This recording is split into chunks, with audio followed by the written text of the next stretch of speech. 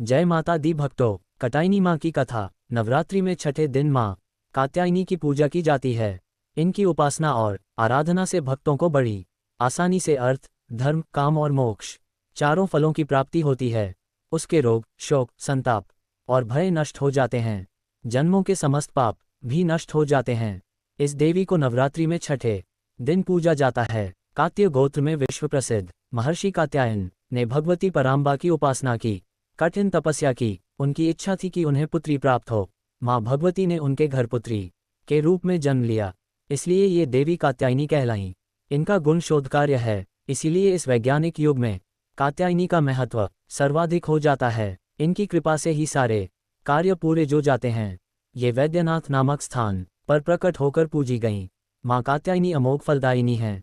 भगवान कृष्ण को पति रूप में पाने के लिए ब्रज की गोपियों ने इन्हीं की पूजा की थी।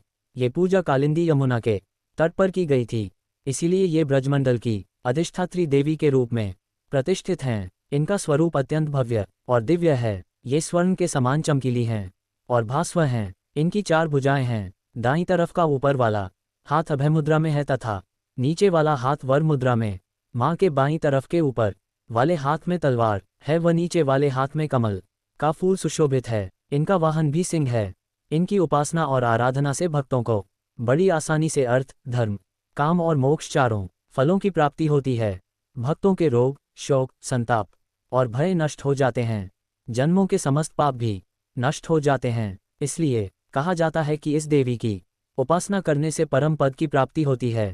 Thanks for watching. Please like, share and subscribe my channel. फिर मिलेंगे एक बार नई कहानी के साथ।